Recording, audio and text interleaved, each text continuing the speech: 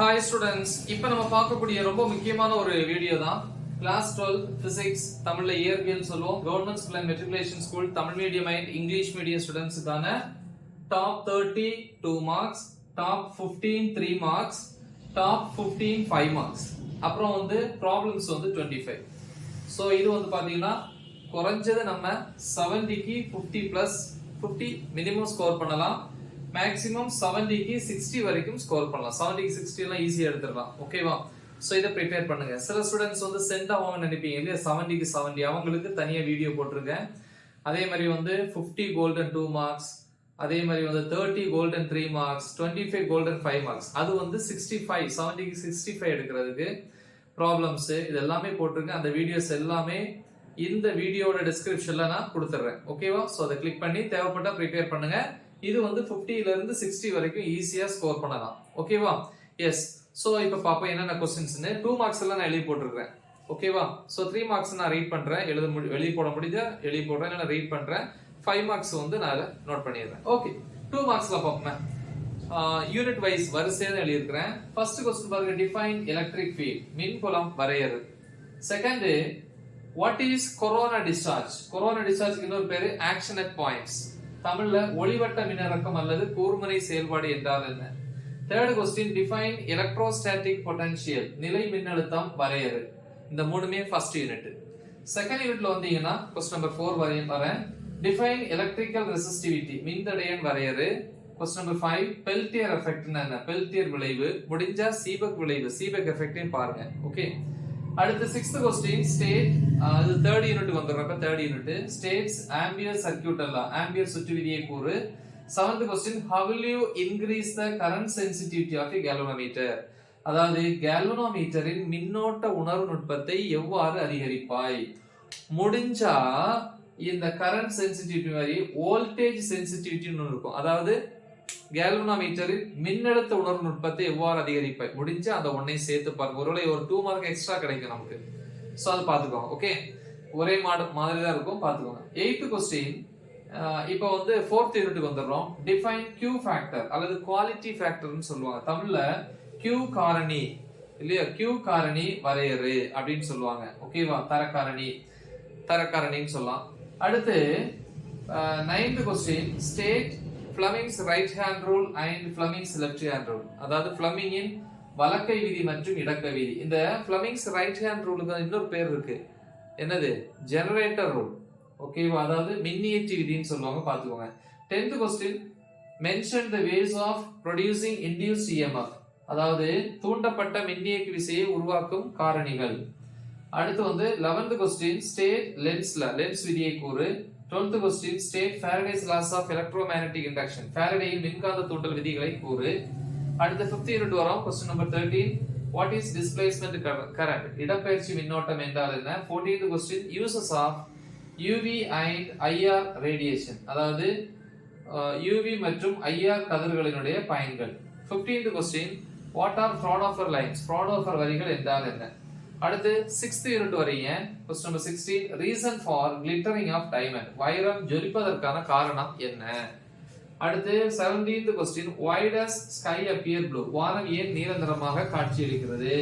18th question, reason for reddish appearance of sky during sunset and sunrise. அதாவது சூரிய உதயம் மற்றும் சூரிய மறைவின் போது வானம் வந்து ஏன் சிவப்பு நிறமாக காட்சியளிக்கிறது? அடுத்து வந்து யூனிட் 7க்கு வரீங்க. Question number 19, distinguish Fresnel and Fraunhofer diffraction. Fresnel மற்றும் Fraunhofer விளிம்பு விளைவு வேறுபடுத்துக.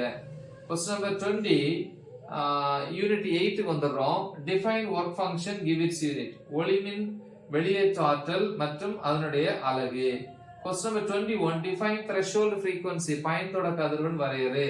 Question number 22, uses of x-rays, x கதிர்களுடைய பண்புகள். Then 23, why electron is preferred over x-ray in microscope? நுண்ணோக்கியில் x கதிருக்கு பதிலாக ஏன் எலக்ட்ரான்கள் பயன்படுத்தப்படுகிறது? Question number 24, what is Bremsstrahlung? Bremsstrahlung என்றால் என்ன? அடுத்து சாப்டர் வந்து நம்ம 9க்கு வரோம். யூனிட் 9க்கு வரீங்க. Question number 25, activity or decay rate என்ன? give its unit. தமிழ்ல கதிரியக்க செயல்பாடு அல்லது சிதைவு வீதம் என்றால் என்ன? அதன் அலகு தருக. Question number 26, properties of neutrino. நியூட்ரினோவினுடைய பண்புகள். சில 3 மார்க்ல இது கேட்பாங்க. 27, define Curie and ionization energy. அதாவது Curie வரையறு, அயனியக்க ஆற்றல் வரையறு. Question number 28, what is or define doping and rectification. அதாவது மாசூட்டல் மற்றும் திருத்தி வரையறு. Question number 29, define skip distance and skip zone. தனித்தனியாக கேட்பாங்க சில நேரம். தாவு தொலைவு மற்றும் தாவு மண்டலம் வரையறு அல்லது என்றால் என்ன. ஸோ இது வந்து இந்த 28ல இருந்து 10th யூனிட்னா 10th யூனிட். 30 வந்து differentiate Zener breakdown and avalanche breakdown. Zener முறிவு மற்றும் சரிவு முறிவு வேறுபடுத்துக. சில நேரம் 3 மார்க்ல கேட்பாங்க, அந்த பாக்ஸ் போட்டு எழுதணும். இப்படி 30 கொஸ்டின்ஸ். டாப் ப்ராப்ளம் சொன்னேன் இல்லையா, அதுல 2 மார்க்ஸ்ல கொஞ்சம் கொடுத்துருப்பேன், 3 மார்க்ஸ்ல கொஞ்சம், மொத்தமா 25 ப்ராப்ளம்ஸ். பாத்தீங்கன்னா எக்ஸாம்பிள் எடுத்துக்காட்டு 1.11, 1.24, செகண்ட் யூனிட்ல 2.2, 2.4, 2.5, 2.30, 2.27, தேர்ட் யூனிட்ல 3.10, ஃபோர்த் யூனிட்ல 4.16, சிக்ஸ்த் யூனிட்ல 6.5, 6.15, செவன்ல வந்து 7.2, 7.17, எயித் யூனிட்ல 8.9, 9th யூனிட்ல 9.1, 9.7. எக்ஸசைஸ்ல வந்து செகண்ட் சாப்டர்ல புக் பேக்ல 3ம் 4ம், ஃபோர்த் யூனிட்ல வந்து புக் பேக்ல செகண்ட் ஒன், செவன்த் யூனிட்ல ஃபர்ஸ்ட் ஒன். முடிஞ்சா வந்து எக்ஸாம்பிள்ல 5th யூனிட்ல 5.2ம் 5.3ம் பாருங்க. Example 5th unit. சோ இது 2 மார்க்ஸ். இப்போ 3 மார்க்ஸ் பார்ப்போம். 3 மார்க்ஸ் பார்ப்போம். 3 மார்க்ஸ் நான் ரீட் பண்றேன். ஃபர்ஸ்ட் क्वेश्चन வந்து யூனிட் 3ல வரக்கூடியது. என்ன? Conversion of galvanometer into ammeter, அப்புறம் கேல்வனோமீட்டர் இன்டு வோல்ட்மீட்டர். அந்த அம்மீட்டர் ரொம்ப இம்பார்ட்டன்ட். அதாவது கேல்வனோமீட்டரை அம்மீட்டராகவும் வோல்ட்மீட்டராகவும் மாற்றுதல். சரியா? சோ அது ஏதாவது ஒன்று தான் கேட்பாங்க. யூனிட் 3. ரெண்டாவது क्वेश्चन வந்து பாத்தீங்கன்னா advantages and disadvantages of AC over DC. நேர்திசை மின்னோட்டத்தை விட மாறுதிசை மின்னோட்டம் சிறந்தது ஏன் அப்படின்னு கேக்குறாங்க. அதனுடைய அட்வான்டேஜஸ் பயன்பாடுகளும் டிஸ்அட்வான்டேஜஸ் தீமைகளும் கேக்குறாங்க. யூனிட் 4. மூணாவது क्वेश्चन பாத்தீங்கன்னா de Broglie wavelength of electrons. எலக்ட்ரான்களின் டி ப்ராக்லி அலைநீளம். இது யூனிட் 8ல வரக்கூடியது. சரியா? அப்புறம் நாலாவது क्वेश्चन ஃபர்ஸ்ட் யூனிட்ல வரக்கூடியது electrostatic potential due to a point charge. ஒரு புள்ளி மின்னூட்டத்தால் விளையும் மின்னழுத்தத்திற்கான கோவை. யூனிட் 1. அடுத்து யூனிட் 2ல state Kirchhoff's first and second rules. அதாவது கிர்ச்சாஃபின் முதல் மற்றும் இரண்டாம் விதியை கூறு. யூனிட் 2. அடுத்த क्वेश्चन வந்து பாத்தீங்கன்னா induced EMF by changing the area enclosed by the coil. அதாவது சுருளின் பரப்பை மாற்றுவதன் மூலம் தூண்டப்பட்ட மின்னியக்கு விசை. இது வந்து யூனிட் 4ல. அப்ப எத்தனை ஆச்சு? 6 क्वेश्चन ஆச்சு. இப்போ ஏழாவது क्वेश्चन வருவோம். யூனிட் 8ல laws of photoelectric effect or photoelectric emission. ஒரு 4 பாயிண்ட் இருக்கு இல்லையா, அதான் 8வது யூனிட். அதாவது ஒளிமின் விளைவு அல்லது ஒளிமின் உமிழ்தலின் விதிகள். அடுத்து क्वेश्चन வந்து 6th யூனிட்ல relation between F and R. அதாவது F மற்றும் R க்கு இடையேயான தொடர்பு. எத்தனை क्वेश्चन ஆச்சு? 8 क्वेश्चन ஆயிடுச்சு. அடுத்து 9வது क्वेश्चन வந்து பாத்தீங்க அப்படின்னா ஃபர்ஸ்ட் யூனிட்ல வரக்கூடியது எனர்ஜி ஸ்டோர்ட் இன் தி parallel plate capacitor. அதாவது இணைத்தட்டு மின்தேக்கியில் சேமித்து வைக்கப்பட்ட ஆற்றல். அடுத்து வந்து பாத்தீங்கன்னா அதே ஃபர்ஸ்ட் யூனிட்ல தான் capacitance of a parallel plate capacitor. அதாவது இணைத்தட்டு மின்தேக்கியினுடைய மின்தேக்கு திறன். அடுத்து செகண்ட் யூனிட் அலகு 2ல internal resistance of a cell using voltmeter. வோல்ட்மீட்டரை பயன்படுத்தி மின்கலனின் அகமின்தடையை கணக்கிடல். தேர்ட் யூனிட்ல compare the properties of dia, para and ferromagnetic materials. அதாவது டயா, பேரா மற்றும் ஃபெரோ காந்த பொருட்களை ஒப்பிடுக. யூனிட் 3ல வருது. அடுத்து வந்து 10th யூனிட்ல வரக்கூடியது. சில நேரம் 5 மார்க்லயும் கேட்பாங்க, 10வது அலகுல கேட்கறது advantages and disadvantages of FM modulation. அதாவது அதிர்வெண் பண்பேற்றத்தினுடைய அல்லது FM பண்பேற்றத்தினுடைய நன்மைகளும் தீமைகளும். அடுத்து வந்து spectral series of hydrogen atom. இது அலகு 9ல வருது. Unit 9 spectral series of hydrogen atom. Hydrogen அணுவினுடைய நிறமாலை வரிசைகள். சில நேரம் 5 மார்க்ல கேட்கலாம். அடுத்து யூனிட் 5ல கேட்பாங்க மேக்ஸ்வெல்ஸ் ஈக்குவேஷன்ஸ் இன் இன்டெகிரல் ஃபார்ம். 4 ஈக்குவேஷன் இருக்கு. அதாவது மேக்ஸ்வெல் சமன்பாட்டினுடைய தொகை நுண்கணித வடிவம். 4 சமன்பாடு இருக்கு. அடுத்து வந்து 10வது யூனிட்ல state and prove De Morgan's theorem.